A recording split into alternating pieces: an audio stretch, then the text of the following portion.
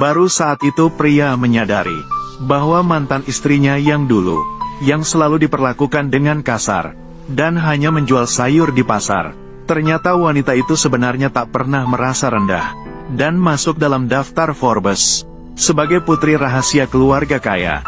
Untuk bisa hidup bahagia layaknya orang biasa bersama suaminya, dia menyembunyikan identitasnya. Setiap hari dia menuangkan teh untuk suami dan anaknya. Suaminya bahkan berhasil berada di peringkat 10 teratas daftar kaya di kota dalam waktu 3 tahun. Berkat dukungan diam-diam dari sang istri. Bahkan, demi suaminya, dia menolak 5 pria kaya yang mengincarnya, termasuk orang terkaya di dunia, Lu Jinheng. Ketika mendengar wanita itu berada di kota, dia langsung membatalkan pertemuan proyek triliunan dan terbang ke sana. Yang kedua adalah dokter terkenal Xiao Jichen. Meskipun harus meninggalkan operasi wasir Presiden Amerika, demi pergi menemui wanita itu dan menunda operasi selama 2 bulan. Yang ketiga adalah Pangeran Ouyang yang memakai tongkat. Yang keempat adalah Huo Dongting, bintang film dengan pendapatan miliaran. Yang kelima adalah menguasai segalanya. Yang keenam adalah Jing Zhan, Raja Mercenary dengan pasukan miliaran. Bahkan terbang dengan pesawat tempur langsung ke kota Rong secara dramatis. Wanita itu mendengar tanpa sengaja. Perusahaan suaminya diserang secara bisnis dan hampir bangkrut. Melihat suaminya hampir putus asa, wanita itu langsung menelepon. Penggemar Su Xwei, aku memerintahkanmu 3 menit untuk segera menyelesaikan semua masalah Fu. Jika tidak, tanggung sendiri akibatnya. Dan juga, sekarang segera pergi ke kota Rong. Iya, nyonya. Kemudian kembali ke rumah untuk menyiapkan kejutan untuk suaminya. Alasannya menyembunyikan identitasnya adalah karena khawatir suaminya tertekan. Setelah membantunya bangkit, dia akan mengungkapkan identitasnya. Namun ibu mertuanya selalu menganggapnya sebagai duri dalam daging. Dia merasa jijik karena dia hanya seorang pembeli sayur yang bau dan berbau busuk. Dia merasa bahwa dia sama sekali tidak pantas untuk anaknya yang sedang berada di puncak kejayaan. Dia selalu ingin mengacaukan pernikahan mereka. Dia akan menikahi keponakan dari pewaris kaya kota Rongjeng. Ini adalah seorang wanita membawa pulang sayuran untuk memasak untuk mertuanya. Namun siapa sangka, mertuanya langsung melemparkan sebuah perjanjian perceraian. Meminta wanita itu segera menandatangani perjanjian tersebut. Ibu, apakah ada kesalahpahaman? Jangan panggil aku ibu. Lihatlah dirimu sekarang. Hari demi hari. Bau sayuran yang busuk. Apakah menurutmu sekarang pantas menjadi istri Fu? Aku tidak sebanding dengannya. Benar, kamu sama sekali tidak pantas untuknya. Bagaimana dengan Fu? Besok dia akan menandatangani kontrak kerjasama senilai miliaran dengan salah satu dari 10 orang terkaya versi Forbes. Fan Suesue akan menandatangani kontrak kerjasama senilai miliaran. Perusahaan ini terdaftar. Dan itu sudah di depan mata. Hanya dalam waktu 3 tahun. Sun yang memiliki prestasi yang begitu besar, lalu melihat ke arahmu. Dia tahu setiap hari, membeli sayuran di pasar. Kamu dan dia, benar-benar, perbedaan yang sangat besar. Perbedaan yang sangat besar. Bahkan jika Fan Suesue bertemu denganku, dia tidak akan berani mengatakan hal seperti itu. Sepertinya kamu sudah gila. Seumur hidupnya, tidak akan pernah memiliki kesempatan untuk bangkit. Pejabat tinggi, tidak bisa dibandingkan. Kamu memang tidak cocok untuk saudara Fu. Berani mengucapkannya. Omong kosong seperti itu. Siapa kamu? Memerintah di rumahku. Perhatikan nada bicaramu. Jika Ruo Xuan adalah tamu istimewa yang kami undang, tamu yang diundang melukai perasaannya, kamu tidak bisa menanggungnya. Suami wanita itu tiba-tiba pulang. Dengan harapan, wanita itu bertanya kepada suaminya, apakah kamu tahu tentang perceraian ini? Ternyata suaminya mengatakan itu adalah maksudnya. Lalu dia mengeluarkan dari saku sebuah kartu bank dengan saldo 2 juta. Mengatakan bahwa cukup untuk menjual sayuran busuk seumur hidupnya. Memberitahu wanita bahwa mereka tidak lagi sejajar. Jangan mengganggu lagi. Wanita tidak bisa percaya. Merawat dan mendukung suami dengan sepenuh hati selama 3 tahun. Ternyata begitu tidak berperasaan dan tidak setia terhadap dirinya sendiri. Suami mengira dia kurang puas dengan uang. Lalu dia mengeluarkan kartu bank lagi. Mengatakan akan memberikan wanita tambahan 1 juta. Mertua lalu mendekat dan merebut kartu bank dari tangan anaknya. Mengatakan 2 juta sudah melebihi batas. Menikah selama 3 tahun tapi tidak meninggalkan apapun untuk dirinya sendiri. Kemudian memerintahkan pelayan untuk menarik keluar barang bawaan wanita. Ternyata suaminya ingin bercerai dengannya karena dia terlibat dengan keponakan perempuan orang kaya. Saat itu pria belum tahu bahwa segala yang dimilikinya hari ini semuanya diberikan oleh wanita secara diam-diam. Wanita dengan hati yang hancur menandatangani perjanjian perceraian, kemudian melemparkan kartu bank ke pria. Namun malah mendapat tamparan dari pria tersebut. Wanita yang putus asa sepenuhnya. Dia akan mengambil kembali cincin warisan yang pernah dia berikan padanya. Sejak itu, hubungan mereka putus. Keesokan harinya, untuk membalas dendam pada pria busuk itu, wanita mengenakan gaun pesta yang indah dan berkilauan. Muncul di acara penandatanganan kontrak senilai miliaran. Saat itu, seorang pria tampan dan berwibawa menghentikannya. Gu Xiangqing, akhirnya aku menemukanmu. Siapa kamu? Dia. Mengapa kamu begitu gugup? Dia adalah orang terkaya global yang selalu menduduki peringkat pertama dalam daftar Forbes. Orang kaya terkemuka global yang selalu menduduki peringkat pertama. Tunanganmu, Lu Jinheng. Oh, jadi kamu. Ternyata wanita itu melarikan diri 3 tahun lalu dan menikahi suami busuk. Dan pria di depannya adalah salah satu dari 5 tunangan wanita itu. Saat itu, orang terkaya mengungkapkan, wanita meminta dia untuk setia selama 3 tahun dan memberinya kompensasi yang layak. Namun, sang kaya terus mendesak. Namun, dilihat oleh mantan mertua dan wanita licik. Dia langsung memarahi wanita itu. Dia sudah lama ingin menceraikan wanita itu dari anaknya. Perjanjian perceraian yang ditandatangani kemarin. Hari ini aku sudah memiliki pria lain. Mendengar kata-kata perceraian, orang kaya itu terkejut. Saat itu, wanita licik di samping memberitahu orang kaya itu. Wanita di depan adalah seorang janda yang ditinggalkan oleh Fu Shao. Dan juga seorang sampah yang mengembara di pasar setiap hari. Asisten wanita mendengar ini. Dia langsung menamparkan wanita licik itu. Berani sekali. Siapa yang memberimu izin untuk berbicara seperti itu kepada nyonya? Apa yang kamu pikirkan dirimu? Berani berteriak-teriak di sini. Sepertinya kamu benar-benar pandai menyembunyikan diri. Biarkan kedua orang ini menginjak kepalamu. Datanglah. Direktur, kamu tidak membiarkan aku membawa siapapun bersamaku. Begini, pinjam orangmu sebentar. Usir wanita-wanita yang merusak suasana ini. Buang mereka keluar. Jangan kotori mata kita. Hei hei hei, biarkan aku pergi. Gu Xiangqing, wanita ini, aku pasti akan meminta anakku untuk menyelesaikanmu. Mereka berdua terlalu berlebihan. Ikutlah dan tunjukkan keberanianmu. Jangan terlalu berlebihan. Mantan suami yang licik tiba di tempat penandatanganan kontrak. Dia juga melihat seorang wanita berpakaian mewah. Dan memberitahu 4 orang kaya besar bahwa dia akan meninggalkan sebentar. Dia mendekati wanita itu dan menanyainya. Bagaimana dia bisa masuk ke tempat mewah ini? Wanita itu memberitahunya bahwa pintu gerbang terbuka lebar tanpa perlu berpura-pura. Mantan suami masih merasa yakin bahwa wanita itu tidak ingin melepaskan dan pura-pura bingung. Saat itu, orang terkaya di dunia datang. Mantan suami langsung marah ketika melihat lawannya lebih tampan darinya. Namun orang terkaya malah dengan sinis bertanya kepada wanita, "Kapan matamu buta?" Saat itu, si licik menerima telepon dari ibunya. Ibu memberitahunya bahwa dia dan wanita licik itu dipukuli oleh wanita lain. Dia harus membalas dendam. Mendengar hal itu, si licik langsung marah. Pergi dan berikan pelajaran pada ibuku dan Ruxuan. Minta maaf dengan membungkuk. Kalau tidak, kamu dengan pria ini tidak ada yang bisa keluar hidup-hidup. Kamu makan apa pagi tadi? Kenapa mulutmu bau sekali?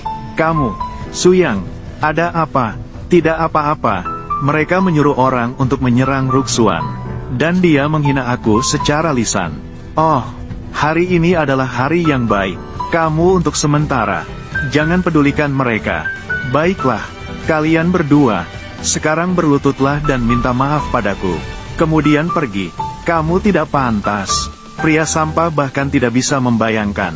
Istri yang dulu selalu mendengarkan. Hari ini berani melawan. Mau memberinya pelajaran? Perintahkan petugas keamanan pesta. Patahkan tangan dan kaki mereka, lalu buang ke tumpukan sampah.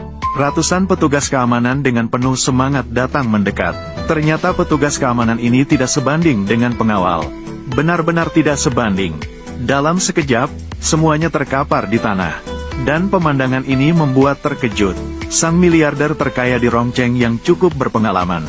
Keahlian seperti ini, sikap seperti ini, pastinya, kamu juga bukan orang yang menganggur. Aku akan memberimu kesempatan untuk digunakan olehku.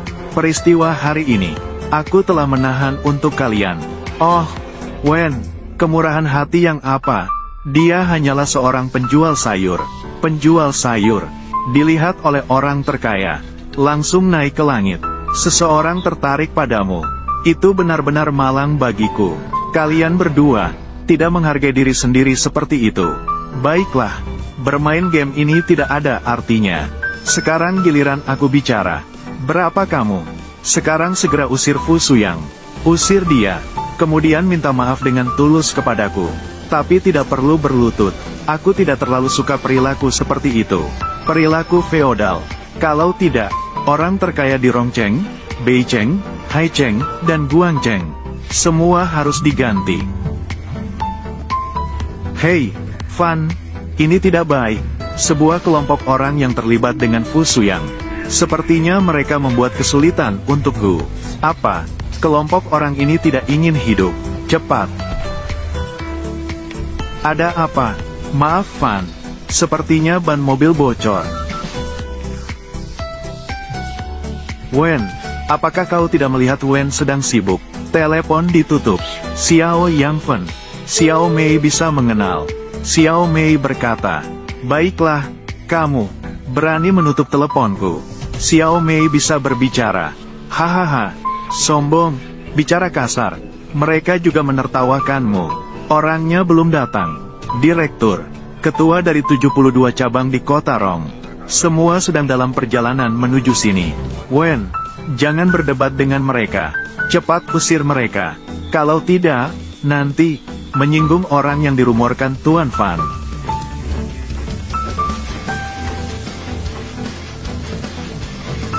Silakan.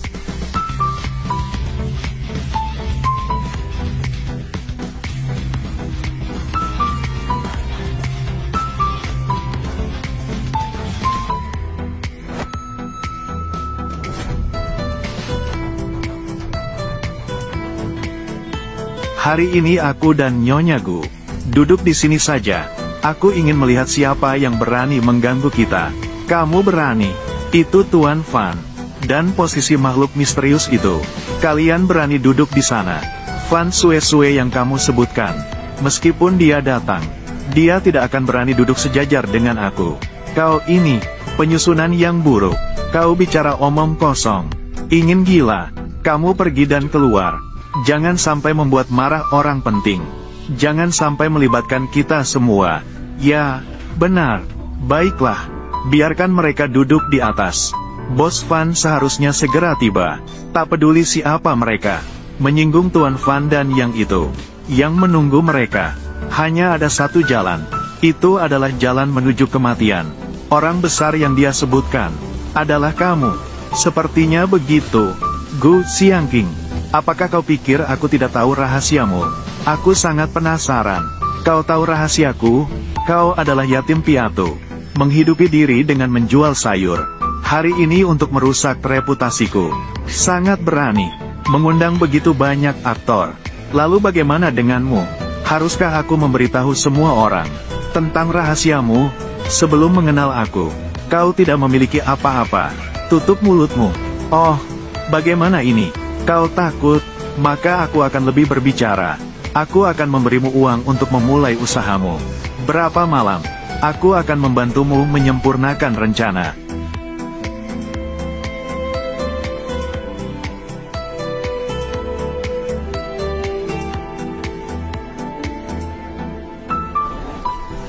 Sedangkan dirimu, kau bilang setelah sukses, aku tidak pantas mendapatkannya. Berbalik, seperti keponakan Wen Honghui, terlibat bersama. Tidak diragukan lagi, dia sedang berbohong. Jika ingin orang lain tidak tahu, jangan lakukan sendiri. Benar, Tuan Wen, aku dan kamu sudah tidak memiliki perasaan lagi. Bagus sekali, orang yang tak tahu malu. Memang tak tahu malu. Kamu ingin menghukumnya bagaimana? Tentu saja mengambilnya. Hal apa yang paling penting? Dia bilang, dia tidak ingin memberikan pesanan kepada Fu Wen, tidak punya waktu. Jika mereka menabrak Fan dan tokoh besar itu, mereka tidak pantas diagungkan. Hanya takut yang baik. Sekarang keluar dari ruang pesta. Bisa hidup 10 detik, jangan pergi, maka mati. Wen Jia dari Rongcheng dapat ditemukan di sini. Ada keluarga Su di Beijing, keluarga Zhang di Haicheng, keluarga Guang Chenghu. Ada. Bersihkan seluruh tempat. Silakan 2 orang menuju kematian. Bersihkan seluruh tempat. Silakan 2 orang menuju kematian. Sepertinya kamu cukup kejam. Berani mengorbankan nyawa orang.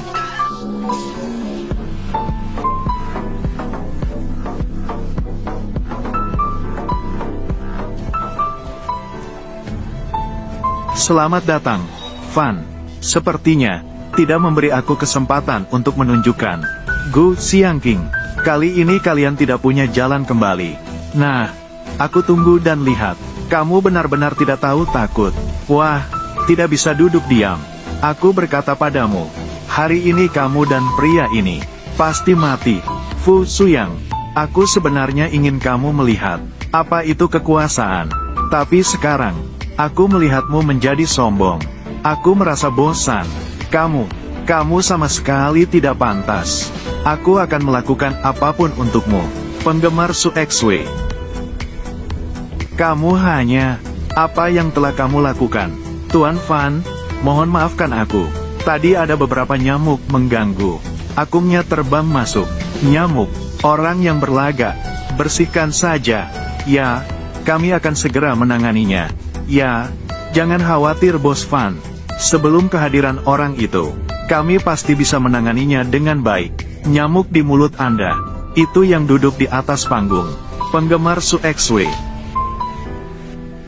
Kamu benar-benar gila. Oh, tidak. Bos penggemar. Itu 2 orang ini yang berbicara besar di sini. Bahkan tidak menghiraukan Anda. Dia adalah seorang pengkhianat. Memendam dendam. Itulah sebabnya dia datang membuat keributan di sini. Katakan lagi. Jangan khawatir, bunuh dia. Dan selingkuhannya ini. Aku sama sekali tidak akan mengingat masa lalu. Baiklah. Benar-benar membuatmu buta. Pergi. Ini sudah selesai, sudah selesai. Bos Fan, kali ini benar-benar marah. Gu Xiangqing dan pria itu diperkirakan akan berakhir tragis. Semua kesalahan 2 orang ini membuat pesta menjadi kacau, melibatkan kita. Bawahan melakukan pekerjaan dengan buruk, menyebabkan wanita malu. Mohon maafkan kami, Nyonya.